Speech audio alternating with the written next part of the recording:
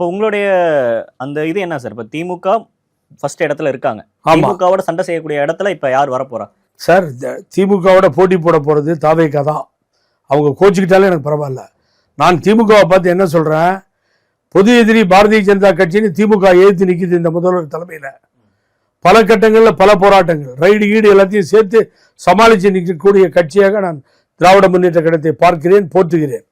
முதல்வர் தைரியமாக நிற்கிறார். அன்னைக்கு போனார், டெல்லிக்கு போனார்.